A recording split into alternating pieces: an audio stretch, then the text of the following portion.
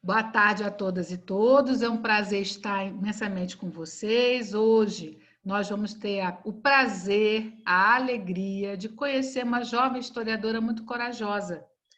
Porque eu digo que ela é corajosa mesmo, né? Ela me conheceu uma vez, olha só, gente, uma vez na vida, num evento na UFABC, e ela veio para fazer um mestrado sem bolsa no programa. Ela está construindo o projeto para pedir ainda a Bolsa FAPESP. A pesquisa é maravilhosa. É uma pesquisa sobre os atos de resistência na Nigéria. E é um tema que me é muito caro em História da África, né? É muito importante mesmo que a gente faça essa reflexão sobre o que foi esse período do imperialismo, dos colonialismos e a situação dessas sociedades africanas face a esses processos.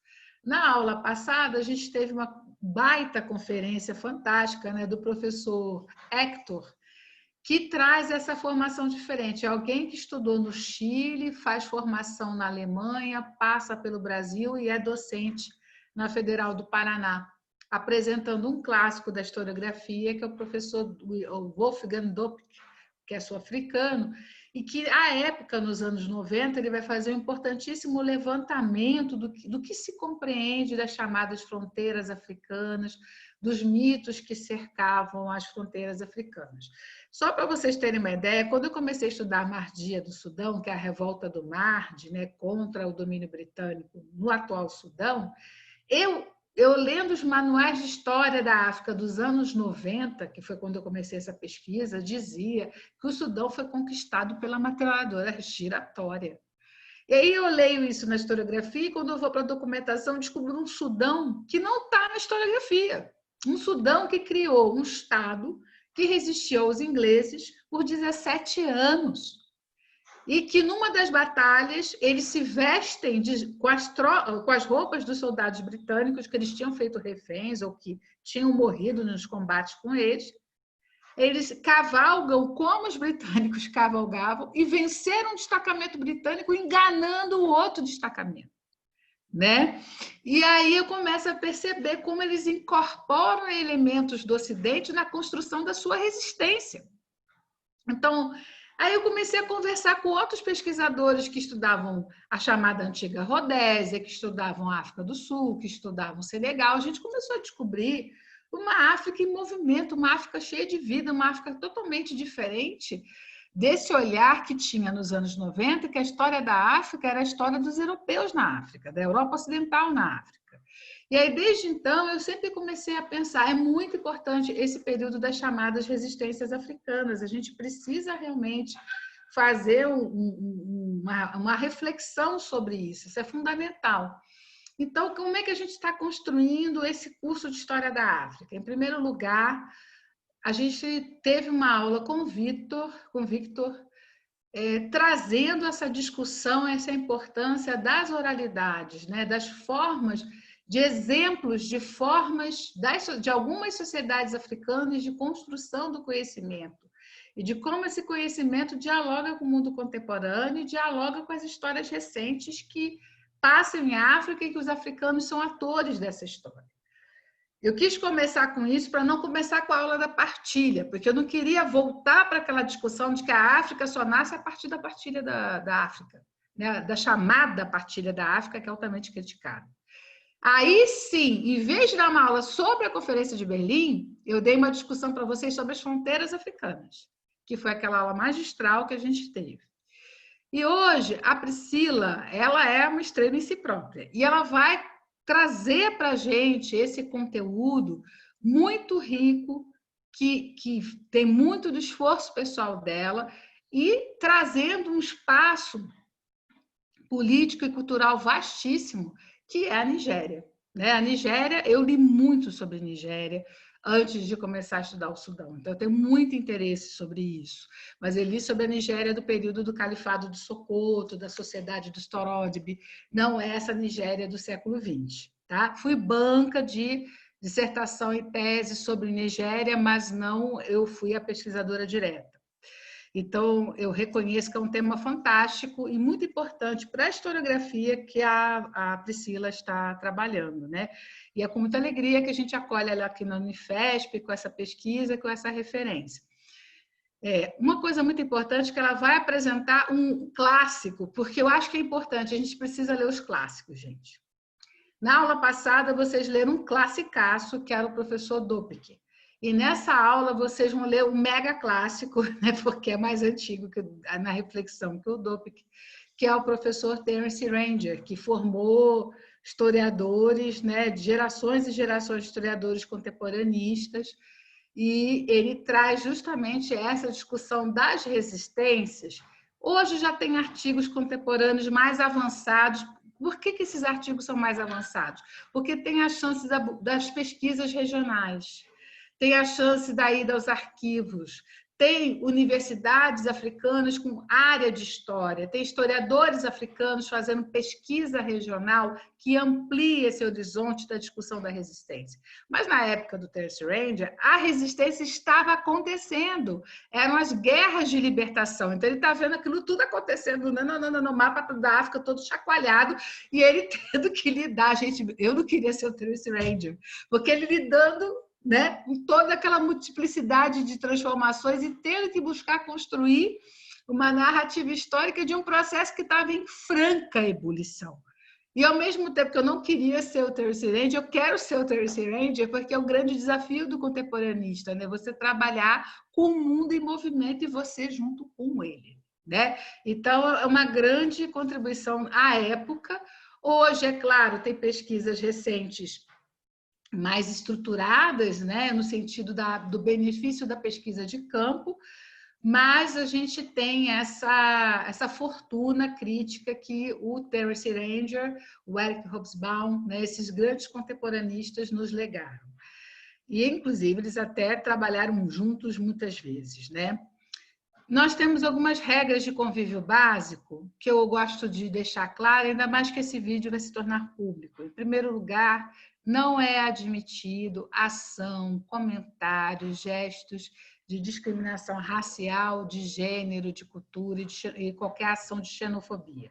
Não é permitido nesse canal. Nem nesse canal, nesse vídeo, na minha vida, na minha sala de aula, nunca. Tá? Em segundo lugar, gente, eu peço que ninguém mexa nos controles do Zoom, só na sua janelinha para ligar, desligar vídeo e som, ok, gente? Dá um ok, galera, ou aparece ou escreve o ok aí. Por quê?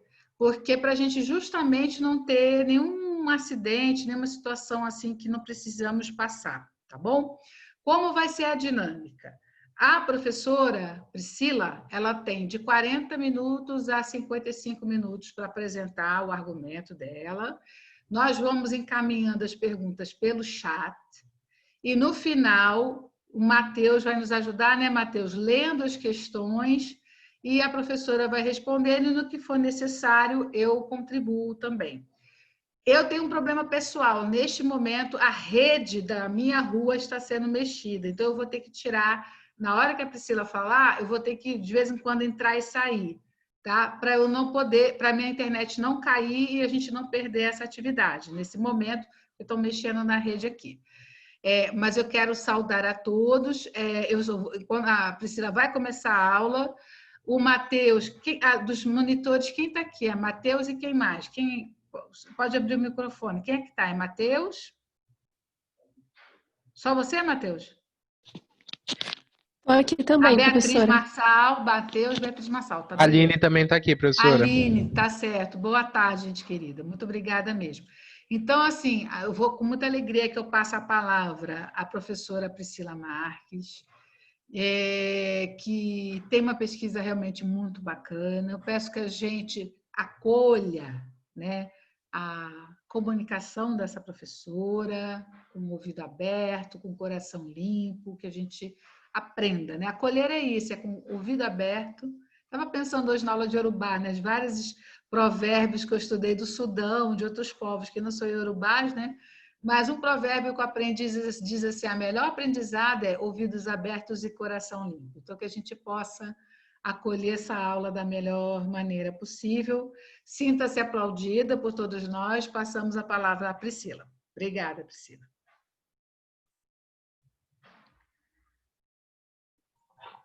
Obrigada, professora Patrícia.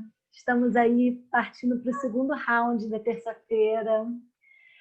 Tivemos uma aula muito legal mais cedo do curso de Iorubá. Eu queria me apresentar também para vocês, rapidinho. Eu fiz História na FRJ e lá eu participei ativamente do Núcleo dos Estudantes Africanos, do NAE, com as aulas do professor Tinho Kabunki, que é da Guiné-Bissau. Fiz vários cursos com ele lá. Participo também do grupo de pesquisas e estudos em educação antirracista com a professora Milka Pereira, na Faculdade de Educação. Fui monitora do curso de Iorubá e também fazendo pesquisa, fazendo atividades por lá. E na filosofia, eu participo do grupo Rodas de Filosofia e Transculturalismo, que a gente desenvolve atividade. A gente tem um convênio com a Secretaria Municipal de Educação e Cultura de Magé, que é uma cidade do interior do Rio, com o COPIED, que também é um centro, como se fosse uma CEPIR, que é uma Secretaria de Promoção da Igualdade Racial, desenvolvendo atividades antirracistas com os professores e com os estudantes, né? Transformando esse ensino de história da África e cultura afro-brasileira em política pública, né? Lá a gente faz exatamente isso. E estou aqui no mestrado com a professora Patrícia, que está me inserindo num mundo muito legal, que é esse campo dos estudos africanos, que a professora Patrícia conhece tudo.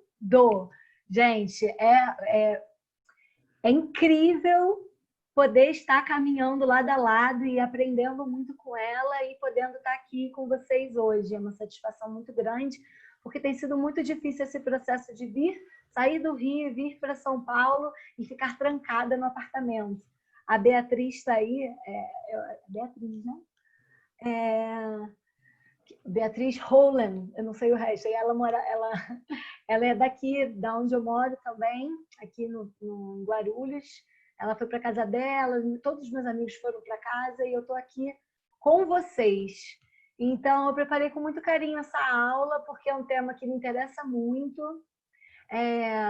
Eu começo a me interessar por resistências devido à minha atividade no movimento estudantil, no feminismo antirracista, nas manifestações, enfim. É daí que surge esse meu interesse de aproximar referenciais africanos de organização e luta política. E eu vejo que a história é uma ferramenta muito legal, é uma forma de eu me aprofundar nisso e da gente dialogar isso não só aqui na sala de aula, mas é um saber, é uma aproximação que para mim é uma grande chave no Brasil, né? Que é como que a gente, os movimentos, né? E pensando essa historiografia das resistências, né? O lugar social dela, e como que a gente pode, com a aprendizagem, com o conhecimento dessas trajetórias políticas africanas, a gente também potencializa assim a nossa visão de história e também a nossa compreensão da sociedade, porque a gente está num momento de ascenso muito forte, né? E esses ascensos raciais fortes que a gente vem passando, né? Com todo esse genocídio que a gente vive da população negra, o ensino de história da África ele ocupa um lugar muito importante de trazer referenciais positivos de organização e luta. Mas já falei muito, queria pedir para o Matheus fazer o favorzinho para mim de me acompanhar aí nessa aula, passando os slides. Quando ele puder colocar, a gente começa. Tá aí, Matheus? Maravilha. Lembrando que para mim é muito fundamental que vocês troquem comigo, sabe? Coloquem aí no chat as perguntas e no final a gente conversa. Bom, vamos lá. A aula 3 de hoje, a aula sobre a historiografia das resistências africanas, que é aqui na na disciplina de História da África da professora Patrícia, online, né? Muito chique, professora Patrícia. Online sempre. Sigam lá o nosso canal, Diálogos sobre História da África. E pode passar, pode passar. Próximo.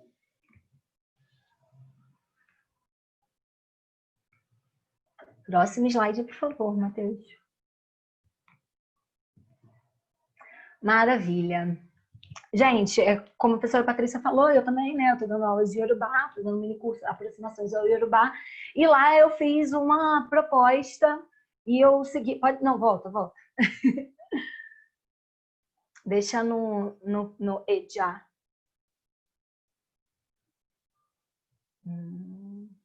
Eu fiz uma proposta que é trazer toda a aula. Eu estou trazendo uma obra do artista plástico Ibeji Medje. Ibeji é gêmeo, é 2. Medje é 7.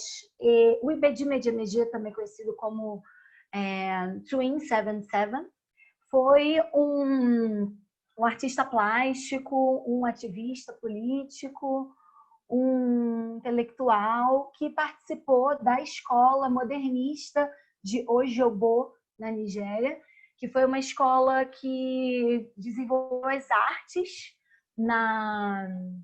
especialmente na região de Ojogbo. Mas esse debate das artes é muito delicado, é uma outra aula para a gente falar de arte, mas eu deixei aí na bibliografia o texto da Sandra Mara Salles, para quem se interessa, que é a arte nigeriana e a produção do moderno, atores, trânsitos e narrativas. Nesse trabalho, ela vai analisar como que essa escola de Ojogbo, que é uma escola que vai trazer as artes modernistas para a Nigéria, ela também só vai ter um artista nigeriano, que é o Ibeji Medje. Então, ele é um artista que, para mim, é muito fundamental fazer uma homenagem. Ele também ganhou prêmios pela Unesco. Então, fica essa obra para a gente observar.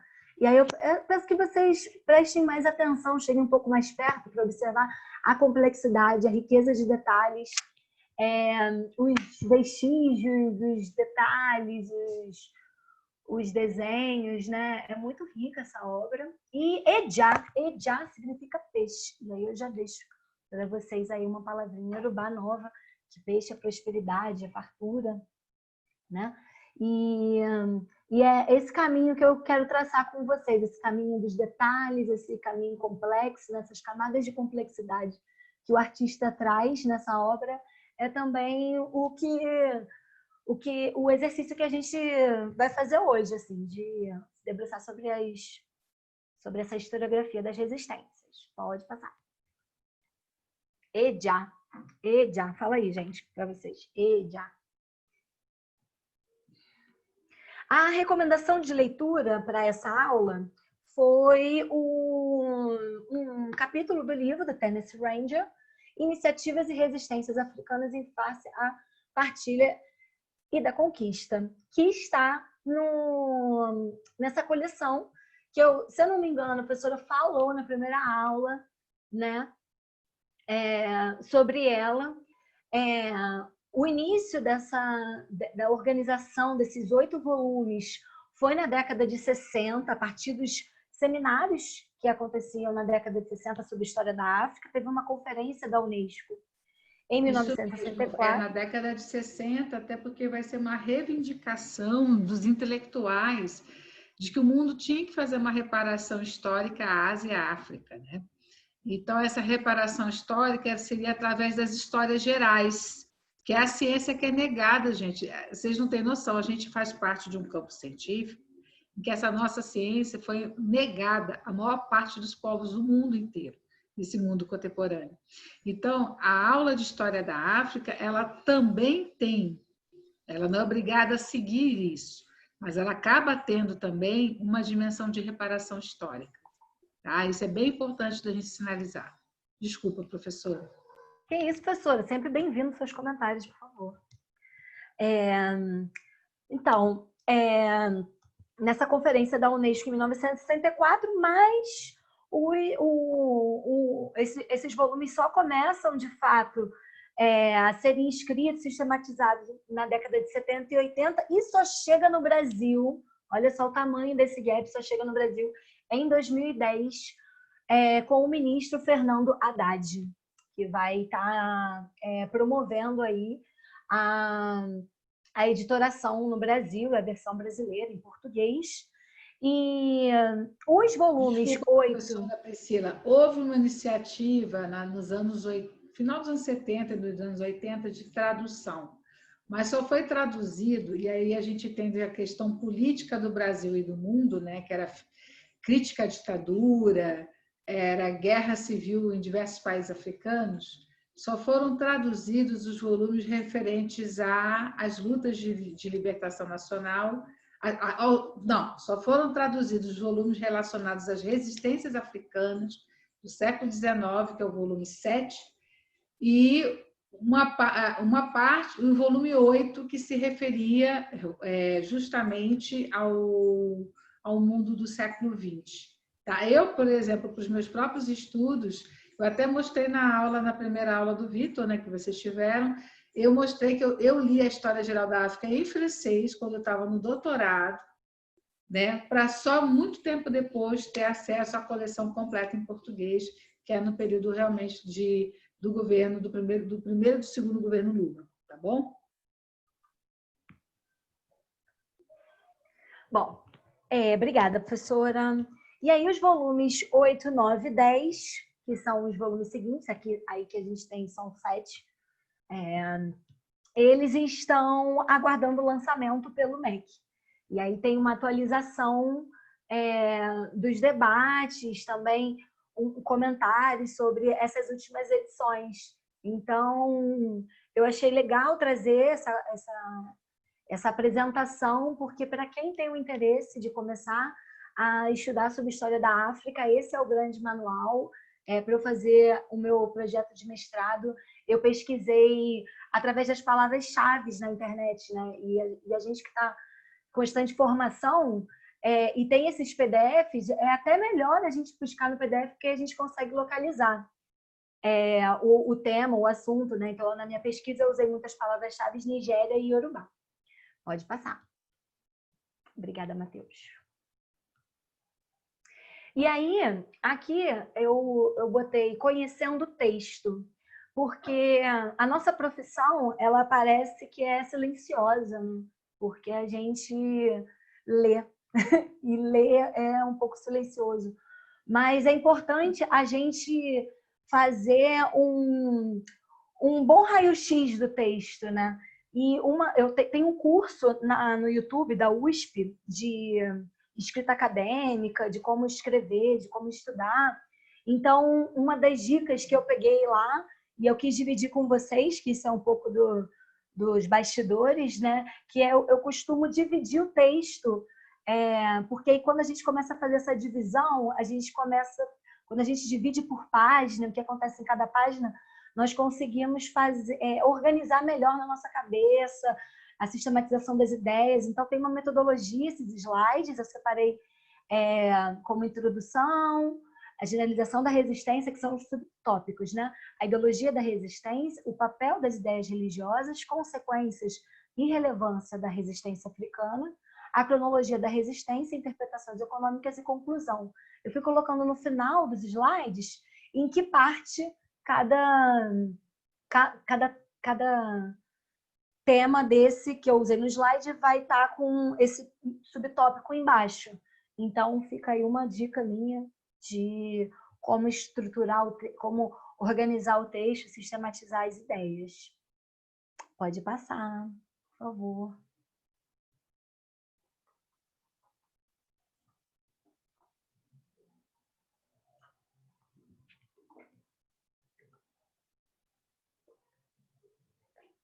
E também é fundamental quando nós vamos iniciar, né, uma análise de um texto, né, nos debruçarmos nele, a gente saber, afinal de contas, quem foi que escreveu. Como a professora estava falando, o Terence O'Ranger, que é esse senhor, que eu coloquei uma foto dele já idoso, né? Ele é inglês, ele é do Reino Unido, ele é desse longo século XX, foi presidente do African Studies Association no Reino Unido, foi um acadêmico, agora que eu vi que ficou com a escrita errada, gente, ali, acadêmico e ativista dos direitos humanos do Zimbábue, que foi um dos temas de pesquisa que ele mais se aprofundou. E coloquei também um outro livro que ele escreveu, que foi, como a professora Patrícia tinha falado antes, com o Eric Robesbaum, A Invenção das Tradições, que é uma grande referência para os estudos do mundo contemporâneo. Pode passar, por favor. Então, vamos lá. Quero primeiro que vocês observem que eu botei ali embaixo. Todos os slides vão ter esse nomezinho embaixo, né, que é em que parte dele está escrito, tá esse debate. E também eu fui acrescentando, tem coisas do próprio texto, e teve alguns debates que eu acho que conversam, né, que tem a ver com a minha pesquisa, que conversam com esse texto do Tennessee Reid. E aí também, já que vocês... fiz isso também como um suporte, já que vocês vão ter que escrever sobre as aulas, também dá para localizar com mais facilidade. Então, ele começa falando nesse texto, na introdução, não a introdução, né, mas a introdução, no início, na parte de generalizações das resistências, e nesse primeiro momento, de como esse período de 1890, deixa eu pegar aqui no texto, 1880 a 1900, foi um período desse contato do colonialismo, né? Marcando bem que esse contato não é um contato com os europeus, né? No núcleo dos estudantes africanos, eu pesquisei muitas aulas lá, e de como que esse contato com os africanos, eles se dão desde sempre. Essas trajetórias, não desde sempre, né? Essas trajetórias são milenares, dependendo da região de África que a gente está falando também, né? Se for mais da região norte, se for mais ao sul, mas essas rotas e esses contatos já estão estabelecidos, por exemplo, desde o Império dos Almorávidas, na Antiguidade, que ali aquela região do oeste africano se conectava com a Península Ibérica, né? Tanto que quando a gente fala de Renascimento, eu imagino que todo mundo já tem uma fotografia na cabeça, é esse retorno às tradições clássicas. E por que está retornando às tradições clássicas? Está retornando às tradições clássicas porque foi um momento que os almorávidas são expulsos, né? Tem um conflito ali e eles saem da Península Ibérica. Então tem uma tradição islâmica, africana muito, muito grande lá. Mas então, voltando aqui, esse período de 1880 a 1900, ele vai falar que é um período irreversível, irresistível. Irreversível porque ele vai marcar as questões industriais, técnicas que estavam que são parte desse processo econômico e quando a gente fala em colonização, eu gosto de pensar muito numa imagem de o que muda ao seu entorno quando você, por exemplo, tem uma plantação, tem uma comunidade ali que vive da terra, filhos da terra que vivem dali. E aí você ali tem uma produção de amendoim, e cenoura, enfim, de uns 20 produtos diferentes. Quando uma administração chega ali e exige que você pague de imposto, de tributo, vamos dizer, 1 tonelada por ano de mancarra, né, de amendoim, como é que você vai continuar plantando tudo que você plantava antes? O que acontece com a cultura do milho, por exemplo, que antes fazia parte da vestimenta, da produção de materiais agrícolas, de comida, dos festivais, tudo que se relacionava ali com a cultura do milho, né? E que para nós, por exemplo, não estou falando de uma coisa distante, nós somos da cultura do milho, né? A gente come milho à beça, tudo tem milho, a gente come milho, suco de milho, bolo de milho, enfim. E aí você para de produzir aquela quantidade toda de produto, de alimentos, e você tem que produzir só amendoim. Como isso desestabiliza ali, né? O seu cotidiano, as suas relações, as suas práticas sociais, a economia. E aí é resistível, é nesse sentido. Então, essa resistência, ela é parte intrínseca desse processo. E é o que a gente vai falar ao longo desse capítulo, que é, por exemplo, são os boicotes. Quando chega a administração colonial em determinada aldeia, em determinada cidade, para cobrar um imposto, pode ter não, tem boicote, né? Nesse livro aqui, História da África Negra, do Bokolo, que eu uso como referencial, vai falar sobre isso. Então, ninguém vai estar naquele dia na aldeia. Isso é uma forma de resistência, o boicote. Ou então, o boicote a partir da agricultura. Na hora da gente... Porque tem as terras que são para a comunidade, né? Para a região, e as terras que são plantadas para a administração colonial. Essas terras da administração colonial, as duas têm que ser cultivadas. Quando vai se separar, né? Quando vai o processo da agricultura de plantar, em vez de usar as melhores sementes, porque sementes boas e sementes ruins, em vez de usar as melhores sementes nas plantações da administração, a gente vai usar as melhores sementes da nossa terra, e as piores sementes a gente coloca na administração colonial. E aí, quando vier os frutos, a gente tem ali os frutos. Então, isso também é uma forma de resistência. Para além, com certeza, dos conflitos armados, dos conflitos políticos, dos conflitos assim, no geral. Então, irreversível por esse sentido, e de não ter como a gente, vamos apagar tudo, isso aqui não aconteceu. Irresistível porque marca essa agência ativa. Então, o grande argumento que o Ranger vai trazer é que, como foi falado por alguns dos alunos na aula passada, da Pax Colônica, né? Eu lembro que a gente falou sobre isso na aula passada.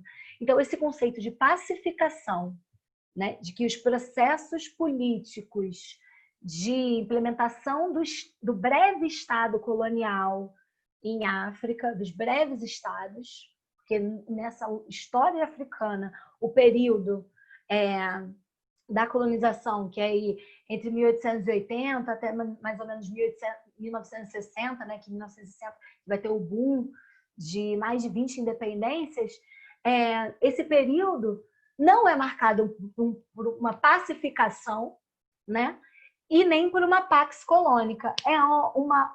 O que acontece nesse período é o quê? É uma omissão dos fatos de resistência. E aí tem a ver com esses dois livros, e aí eu trago esses dois livros para a gente pensar um pouco sobre isso, que é um No Seu Pescoço, da Chimamanda Ngozi Adichie, e aí eu imagino que com certeza devem ter pessoas aí que leram alguma coisa da Chimamanda, e O Mundo Se Despedaça, do Chinua Achebe. O Mundo Se Despedaça é um livro mais antigo, não é contemporâneo, meados meados do século XX, O Mundo Se Despedaça, e o da Chimamanda é agora recente, anos 2000. E no Mundo Se Despedaça, o livro termina, né, ao final de um conflito de uma aldeia, de uma região, com a administração. E o administrador colonial, ele escreve um livro que vai se tornar um livro que vai ser usado nas escolas. Essa é a história uma das histórias do Mundo Se Despedaça, né? E o livro é A Pacificação das Tribos no Sul da Nigéria. E aí, no livro da Chimamanda, No Seu Pescoço, no último, é um livro de contos, né? No último conto, que é A Historiadora Obstinada, ela vai falar da história de uma menina, a Famefuma, e que, ao longo da vida dela, ela sempre teve um descompasso muito grande com a história que ela aprendia na escola britânica que ela frequentava, e as histórias que a avó dela contava. E o livro que ela cita, que ela lia na escola, era justamente esse livro que o Chinua Achebe aponta no livro dele, que é A Pacificação das Tribos no Sul da Nigéria. E daí, essa personagem do conto, ela vai ter todo um trabalho, ela se torna historiadora, todo um trabalho de reescrever as histórias do sul da Nigéria, né? Falando justamente do que a gente está trazendo hoje aqui, que são as resistências africanas. Então, para mim, esses livros, a narrativa deles ajuda muita gente a trazer... O campo dos estudos africanos é muito interdisciplinar. Eu gosto de trazer a arte, eu gosto de trazer a literatura, a história, né? A gente vai misturando um pouquinho de tudo isso. E aí, uma questão fundamental para a gente compreender esse processo todo, dessa produção de omissão, dessa produção intelectual, né? Nas universidades, nos estados, especialmente os estados europeus, né? Ocidentais, que vão produzir essas historiografias, como o livro que a gente tinha falado lá na aula passada, desse aqui, que é aquele tipo de livro que te inspira a continuar pesquisando para desconstruir tudo que está aqui escrito, né? Que fala que não precisou cantar o chicote, que foi pacífico, né? O que garante, o que legitima, qual o núcleo forte que vai vai reafirmar esse discurso? O que está por trás disso? E aí acho que é fundamental a gente marcar aqui que são as teorias raciais. As teorias raciais, o Estatuto do Indigenato, né, que o Pedro Mota está estudando sobre isso, né, lá em Moçambique.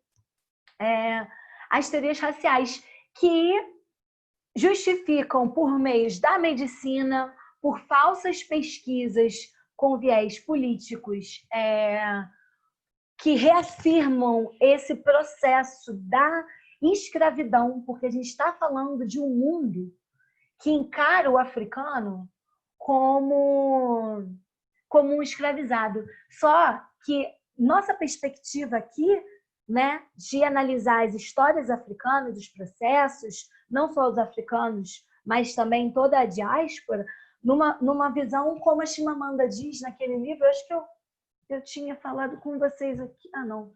Eu estou confundindo as aulas, gente. Desculpa. Aqui, ó, eu vou ler um trechinho aqui da Chimamanda que ela fala assim, ó. As histórias importam. Muitas histórias importam. As histórias foram usadas para espoliar e caluniar, mas também podem ser usadas para empoderar e humanizar. Elas podem despedaçar a dignidade de um povo, mas também podem reparar essa dignidade despedaçada. Então, esse campo da historiografia, né, da historiografia das resistências, ela traz esse contraponto a essas teorias raciais que são aí a base ideológica desse processo colonial, desse processo capitalista, desse processo colonialista, né? Então, assim, isso aqui, gente, a gente pode prolongar muito esse debate de articular essas duas coisas, né? O racismo e o colonialismo, eles não se separam. A Grada Quilomba também vai falar sobre isso. Enfim, pode seguir, Matheus, por favor.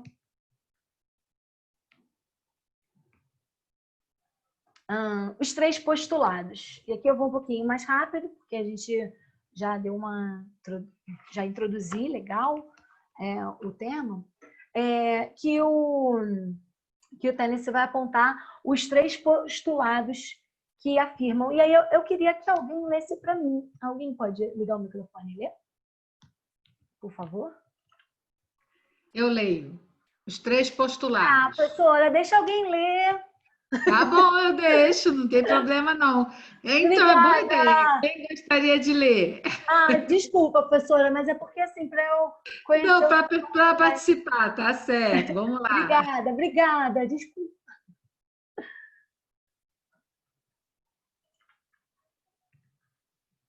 Gente, ó, sem correr, hein? Posso sugerir alguém?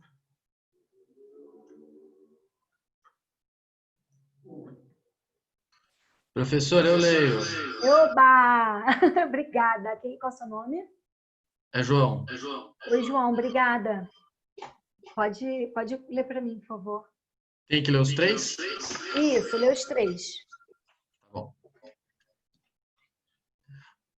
Só um minutinho. Os 3 postulados. 1. O estudo sobre as resistências comprova que não houve uma resignação dos africanos ao colonialismo. 2. As resistências não foram ilógicas nem desesperadas, e sim processos movidos por ideologias racionais e inovadoras. O 3º, foram movimentos que tiveram consequências e notável ressonância.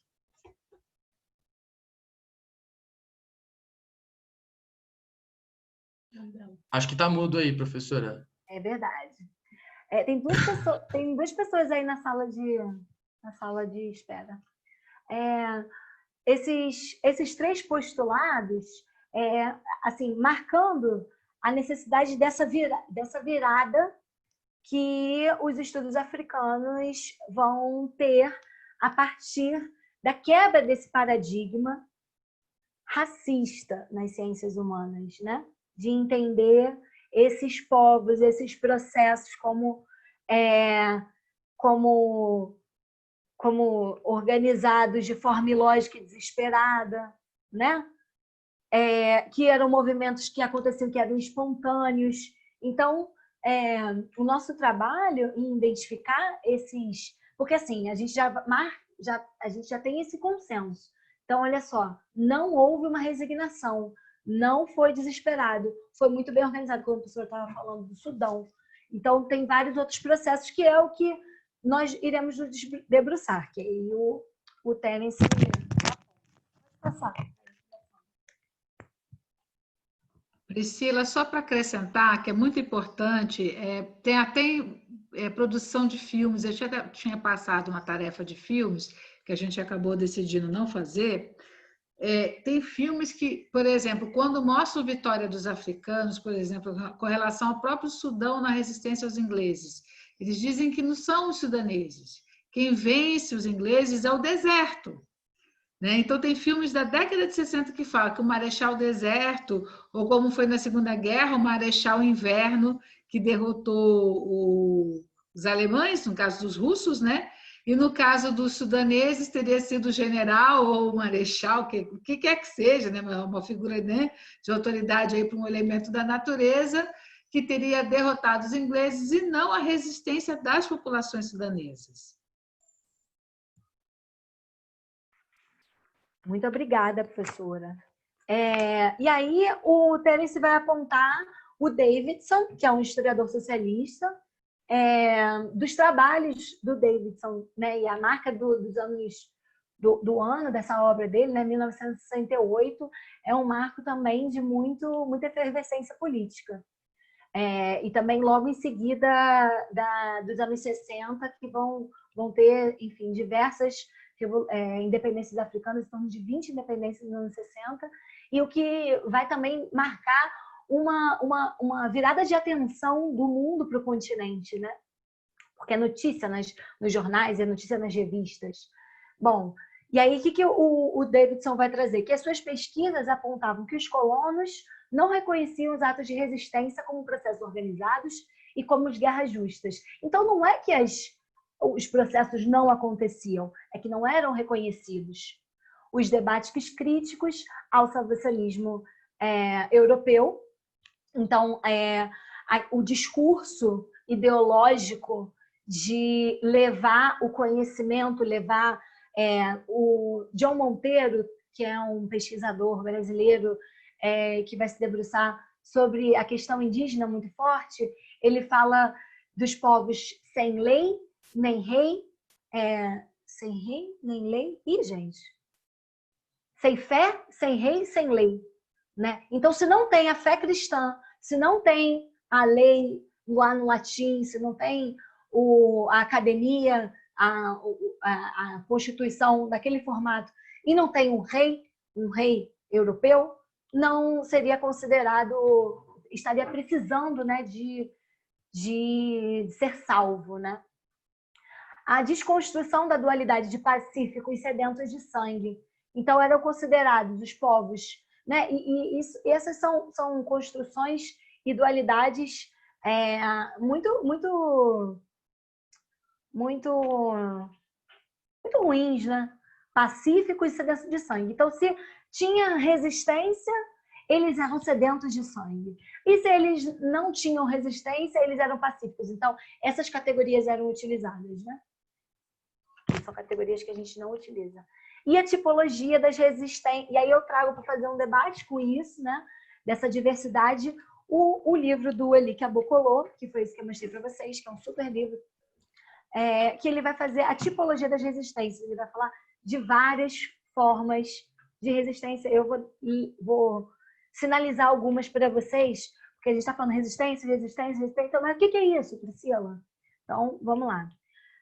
A gente precisa ver a forma, a duração, o conteúdo sociológico, a base geográfica, a recorrência eventual, sendo o quadro dessas ações complexos, né? Que apresenta espaços cronológicos diferentes, que pode ser... Só um instantinho. O João me mandou uma mensagem que ele queria te fazer uma pergunta agora. Pode? Pode, fala, João. João Pedro. É João Batista, né? João Pedro. João Pedro, tá. Isso. Não, eu só ia fazer uma pergunta, professora, porque é o seguinte, foi justamente nessa parte do Davidson, e que aí eu queria perguntar, porque você está falando dele, eu não sei se eu vou perder o fio da meada. Mas ele fala uma hora sobre as Rodésias, né, do sul e do norte, né, atuais Zâmbia e Zimbábue. E eu fiquei pensando se os processos de resistência têm a ver com o surgimento dos nomes atuais dos países. Por exemplo, as Rodésias do Sul e do Norte viram Zâmbia e Zimbábue. O Zanzibar vira Tanzânia, né? Esses nomes, eles têm a ver com alguma tribo, alguma resistência por parte de alguma vitória de resistência? Ou foi uma escolha mais ou menos assim, que um acordo, algo do tipo? Porque eu fiquei me perguntando se essa resistência interferiu, inclusive, no surgimento dos nomes atuais dos países, que é diferente dos nomes da época colonial, né? Aí eu fiquei pensando nisso, eu não sei se tem a ver, não sei se relaciona o nome com a resistência, mas eu fiquei de perguntar. Obrigado.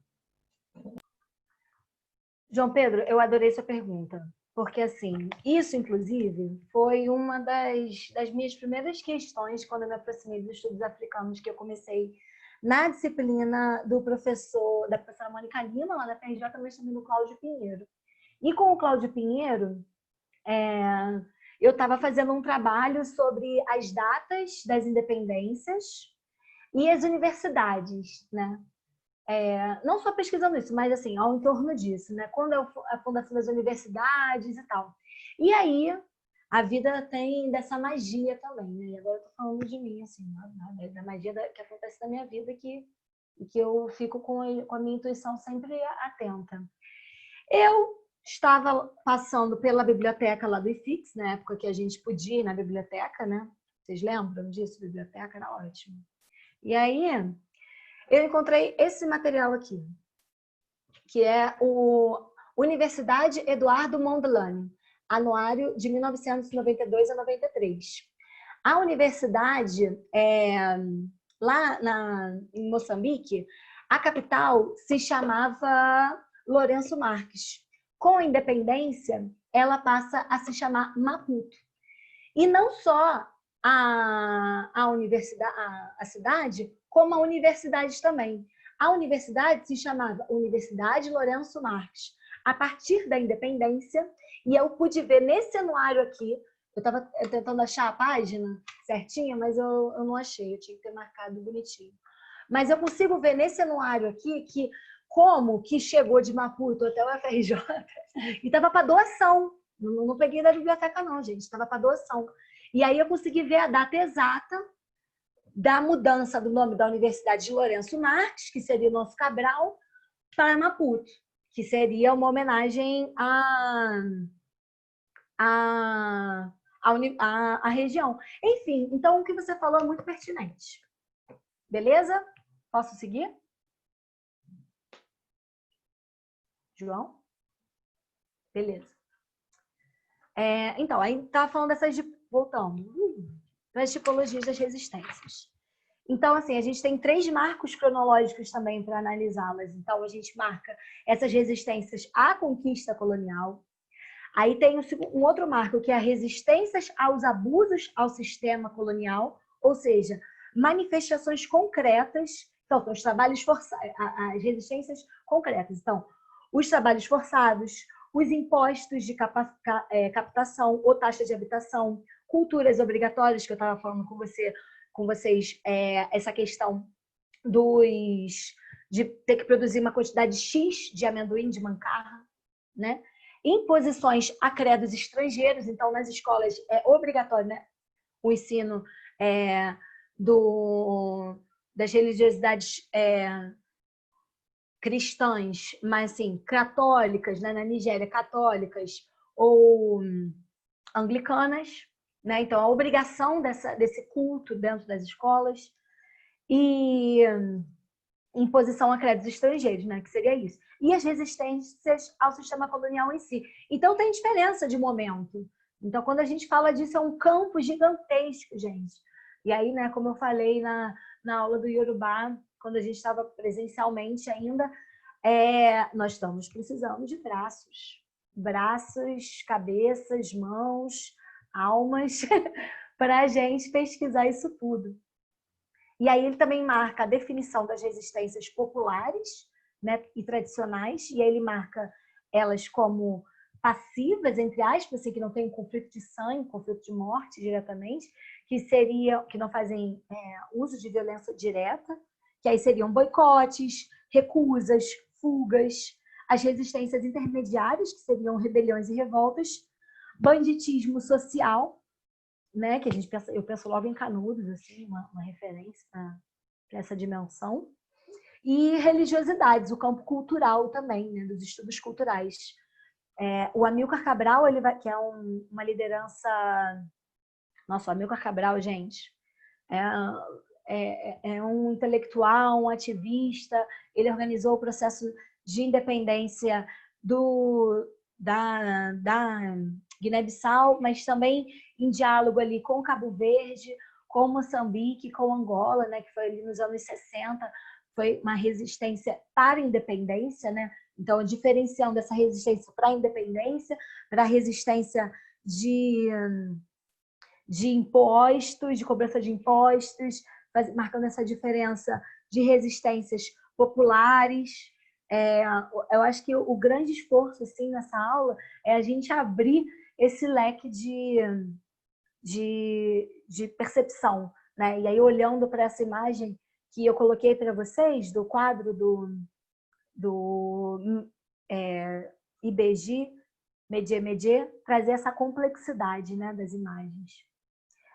E também, para finalizar esse grande mapa das tipologias, as associações urbanas, né, que são as ideias e ideologias, os grupos de pressão e associações das elites intelectuais universitárias, o sindicalismo, os partidos políticos e os movimentos estudantis. Então, assim, é disso que a gente está falando quando existe uma omissão. É esse tipo de ações que a historiografia colonialista havia omitido. E esse é o esforço desse campo de pesquisa. Pode passar. Gente, que horas são? Deixa eu ver aqui. Tá, tenho 10 minutos. É 10 minutos, né, professora? Vai terminar? Sim, de 10 a 15. Tá bom. Os historiadores da resistência, que ele vai estar falando isso na ideologia da resistência, que vai combater... Eu vou pular algumas coisinhas aqui. Deixa eu ver em que momento aqui a gente está. Acho que dá para ir tranquilo. Combater os argumentos racistas que circulam a ação política e cultural, né? É uma dessas funções dos historiadores da resistência. E aí tem um trecho muito bom na página 57, que eu coloquei aqui, que fala sobre a ideia de soberania, que vai ser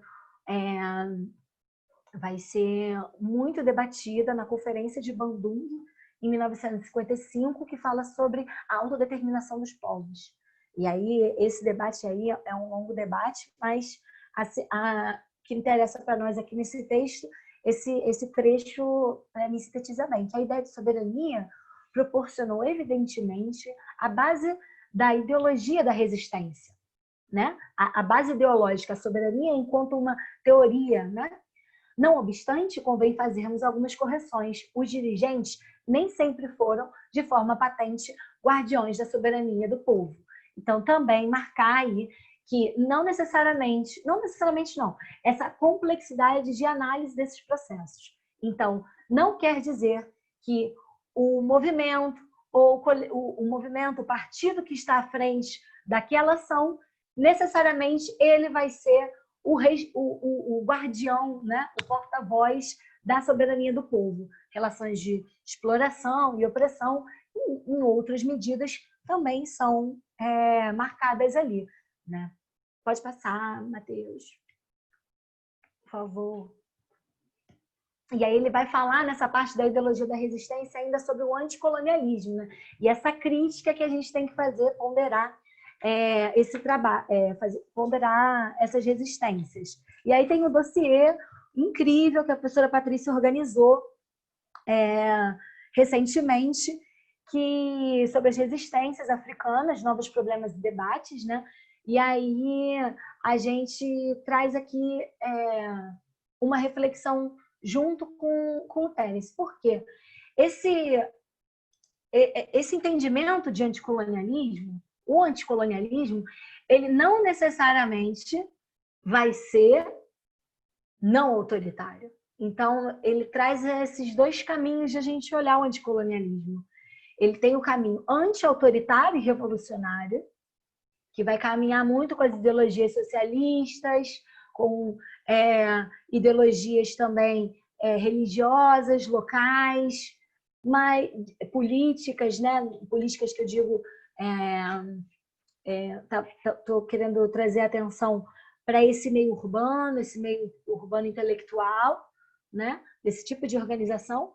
Mas, por outro lado, também tem esse nacionalismo e a expulsão dos estrangeiros. O Amilcar Cabral, né? Eu botei a bandeira do País GC para vocês. O Amilcar Cabral, ele vai... Eu acabei trazendo mais da minha pesquisa da monografia para vocês aqui do que da Nigéria. Mas eu fico de trazer a da Nigéria para vocês numa próxima oportunidade. Mas o País GC, ele foi um partido que organizou a guerrilha, que formou escola, que reorganizou a produção. Mas depois da independência, né, e ao mesmo tempo, ao longo dessa guerrilha, que foi de 63 a 73, 63 a 73, 10 anos de guerrilha, ele tinha vários projetos que estavam concorrendo ali do que seria esse novo Estado Nacional. Então ele falava, a minha luta não é contra os portugueses, a minha luta é contra os colonialistas. E os colonialistas, nesse sentido, eram os salazaristas, era a administração local. Então, quando eu trago aqui essa questão do nacionalismo, né, eu quero chamar a atenção das ditaduras de partidos únicos que vão suceder às independências nessa segunda metade do século XX. Então, não necessariamente essa resistência, esses movimentos, eles têm um caráter único e um caráter, enfim, pacifista, no sentido de não estar em movimento, né? E aí eu trago esse trecho da professora Patrícia na apresentação do dossiê, que ela fala assim, pode-se dizer... Professora, quer ler? Professora? Só um momento. Tem uma coisa do Zoom bem... Pode-se dizer que houve na historiografia pós-colonial uma inflação das resistências anticoloniais e dos movimentos proto-nacionalistas. Desde o início do processo de independência dos países africanos, uma escrita da história nacionalista projetou no passado africano pré-colonial a ideia de nação. É muito emocionante eu poder trazer um referencial teórico aqui, a minha referência, né, professora? Muito obrigada, é muito bom estar em parceria com você nesse estudo, é uma grande professora. Para com isso, Priscila, segue o barco aí, segue o baile. Não, mas é porque, gente, eu sou um ser humano, tá? Eu tô aí, viva. Então, enfim, a professora Patrícia, ela traz nesse trecho uma questão importante, que é essa inflação das resistências nesse período anticolonial, que é um discurso que esses partidos vão utilizar. Então, assim, o País GC, por exemplo, que tem um filme do Amilcar Cabral, um filme que fazem sobre a Guiné-Bissau, que é uma disputa dessa memória, né? Então, eles têm um busto do Amilcar Cabral e não sabem aonde colocar esse busto, porque os movimentos sociais querem colocar o Amilcar Cabral ali na ocupação. Os nacionalistas querem colocar eu vou pedir para você esperar só um pouquinho, coloca aí no chat para eu poder fechar a aula e aí você fazer pergunta, tá bom? Porque senão eu não consigo fechar. Vou ficar um rabinho. E obrigada, Larissa, desculpa, tá? É muito chato isso de não poder falar, mas enfim, só para eu poder fechar aqui o meu planejamento. Então, aí tem a cabeça da Amílcar Cabral, vamos botar a cabeça da Amílcar Cabral nos movimentos sociais. Não, vamos botar a cabeça da Amílcar Cabral ali com os nacionalistas burgueses. E aí não sabem onde botar. Então, essa disputa dessa memória, né? E como que a gente utiliza dessas histórias das resistências como uma questão política aí para esses novos estados. Então, os estados africanos, eles vão se debruçar muito nessas historiografias para legitimar um discurso político. Pode passar. As religiosidades também, que vai ser um dos capítulos, um desses subcapítulos do trabalho do Tênis, que ele vai falar da violência colonial e da profanação aos santuários, né? Entendendo essa vida como sagrada, entendendo essa terra como sagrada e essa produção material e esse lugar da espiritualidade, da ancestralidade. Então, essa profanação dos santuários, desses santuários culturais organizados, sistematizados, mas também a profanação dos rios, a profanação das matas e da profanação da vida. E aí ele traz o exemplo da Rodésia do Sul, que tiveram insurreições inspiradas e coordenadas por chefes religiosos. Desculpa, faltou um S ali. E esse uso dos substantivos, né? Dessa visão racista que eu estava falando antes para vocês, né? Das teorias raciais, que entendem um outro de uma forma distorcida, né? Com um discurso de manipulação por trás. Então, o que nós entendemos como sacerdotes, sábios, filósofos, líderes espirituais, né, professores, são vistos pela essa historiografia colonialista como fanáticos, feiticeiros, curandeiros, né, bruxa, chuta que é macumba. Enfim, então é muito importante esse marco, né, da contraposição e da necessidade da gente reconstruir essas histórias sobre África. Nós vamos seguir, que já estamos chegando no final. Conclusão. Tem um trecho que é o melhor trecho para mim, que se sistematiza bem essa proposta do Tênis para essa comunicação dele, que é o estudo dos movimentos de resistência.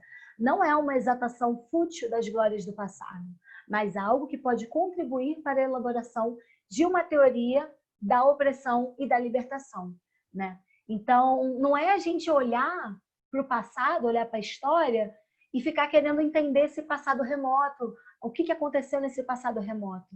É a gente se utilizar da história para investigar o presente, né? Para trazer uma teoria da opressão e da libertação, para trazer uma historiografia, como diz a Chimamanda, em Perigos da História Única, que podem servir para empoderar e humanizar. Pode passar? E eu encerro a minha comunicação para vocês com a parte da fala da professora Mônica Lima, que eu chamo que gente, a professora Mônica Lima da FRJ é a Patrícia Teixeira, né? São grandes professoras que trazem, que constroem, né? Que através delas e dos seus parceiros, historiadores, que vêm construindo essa historiografia brasileira sobre a África, né? Que vem resgatando esses referenciais. Então, ensinar a história da África de forma consistente, engajada, complexa e atualizada é lutar contra o racismo. Pode passar, e aí essa foi a bibliografia que eu utilizei para fazer essa aula. E pode fechar aí o slide e vamos para as perguntas.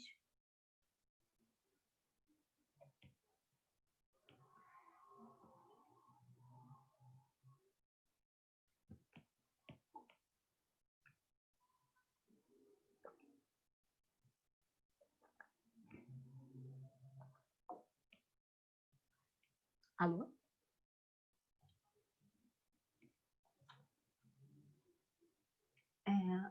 Larissa, você quer fazer sua pergunta? Comentários, né? Não só perguntas, gente, é comentários, né? Reflexões, não necessariamente é uma pergunta. Sim. Porque tem bastante coisa que a Priscila colocou, eu acho que dá para vocês também estarem revendo no texto e colocando para ela, que eu quero que vocês falem sobre o que ela colocou antes de eu vir com os meus argumentos também. Eu queria fazer então uma pergunta, pode fazer? Uhum.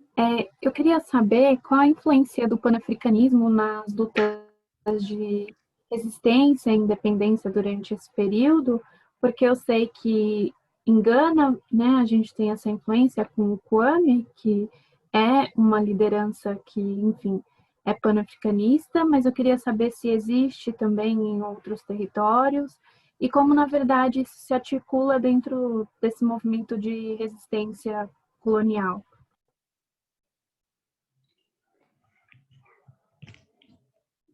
Posso responder, professora? Ou você quer comentar, depois eu comento? Pode responder, depois eu comento. Vamos deixar as perguntas fluírem, depois eu entro aí. Tá bom. Nós, antes de começar as aulas, eu participei de um curso que a professora Patrícia organizou de pan-africanismo, pan-arabismo e... Caramba! Pan-africanismo, pan-arabismo e negritude. Ah, Sara, valeu.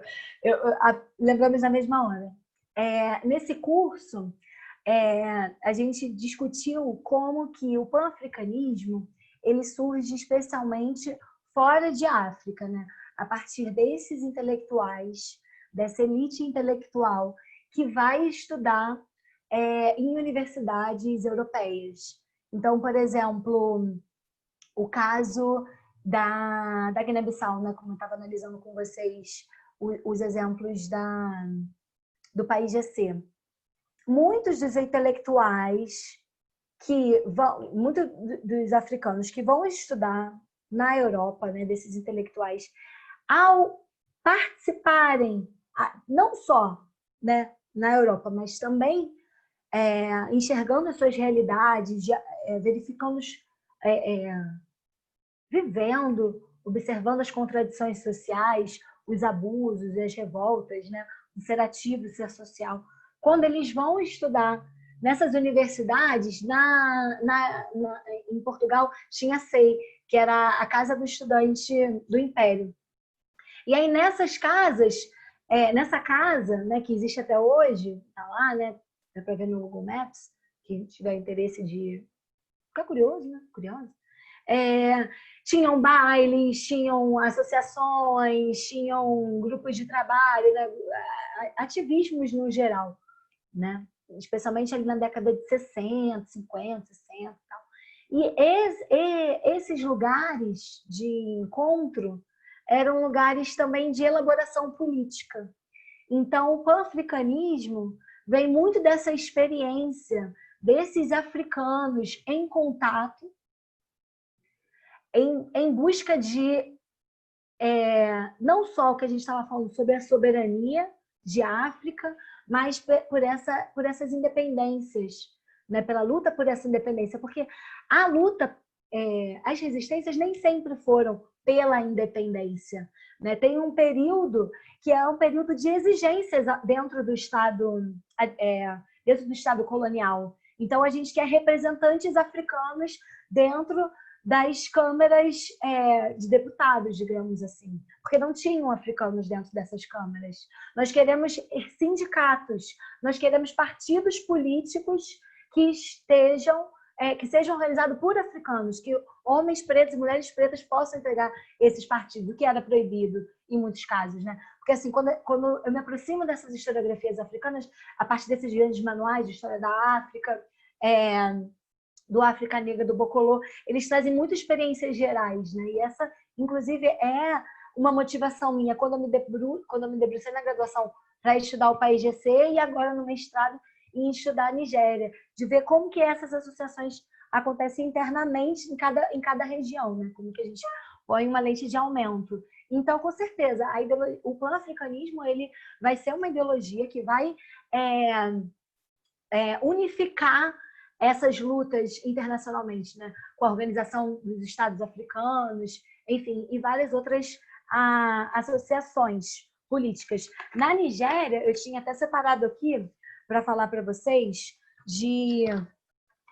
Ai, peraí, só um momentinho, porque os nomes são em inglês e eu estou me aproximando a eles. Mas, por exemplo, nós temos na Nigéria o levante dos Egbais, em 1918, as revoltas em Shein, a Guerra dos 16 Anos contra os Yorubais. E quando você perguntou, né, para retomar aí que eu estava falando das associações, né? Então, ao longo dessa minha investigação inicial, eu já encontrei algumas associações, né? E que muitas delas são pan-africanistas, que é West African National Congress, então é o Congresso Nacional Africano do Oeste, West African Studies Union, que é a União dos Estudantes da África do Oeste, né? Então, esses estudantes que saem dessas regiões que eram de administração britânica, eles vão estudar no Reino Unido e lá eles se reúnem e formam essas associações, então essa é uma delas. Nigerian Youth Movement, o movimento da juventude nigeriana, e os Boma Boys, que é um grupo popular.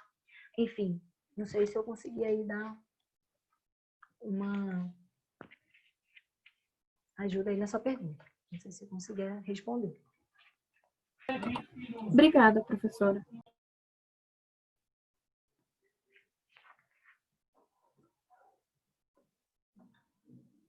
Pode, Enzo. Fica à vontade. Liguei o seu microfone.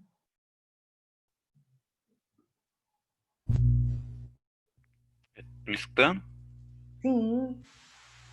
Eu tenho uma pergunta sobre a questão do papel da religião e do espiritual nas resistências africanas.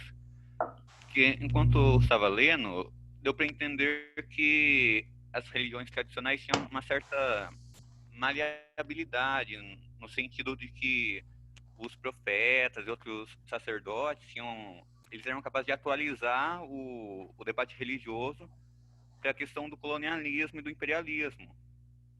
E isso daí não ficou muito claro para mim, essa questão do papel da religião.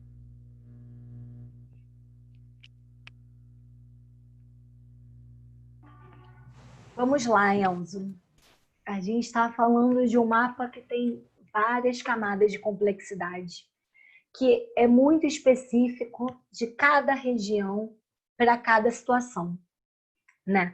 Então, eu acho que é legal a gente partir de um lugar de uma reflexão, o que é a religião, né?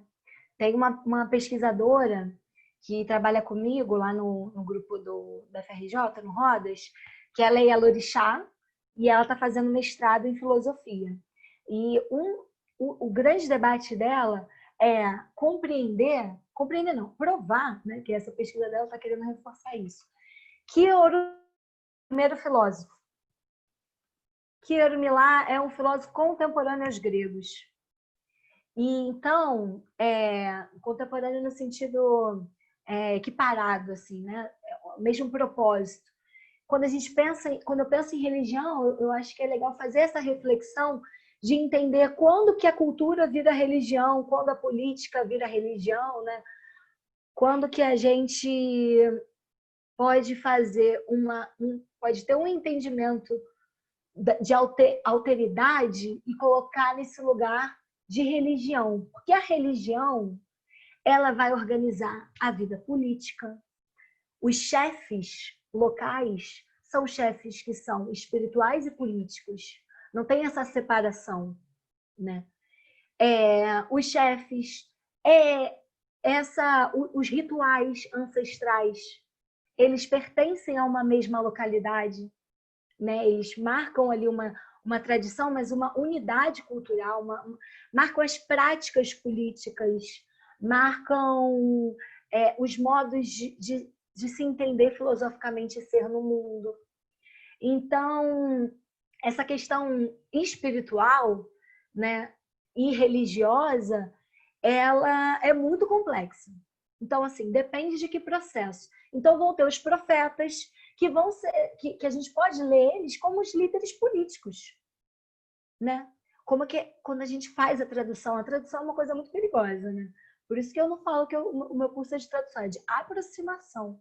Porque não dá para a gente traduzir. Quando a gente traduz, a gente chama de feiticeiro, a gente chama de curandeiro, enfim, e acaba criando uns estereótipos. Então, os profetas são líderes políticos e que se utilizam do seu lugar social e cultural para não só dizer, prever ações, prever um futuro, propor futuros, mas também que promovem leituras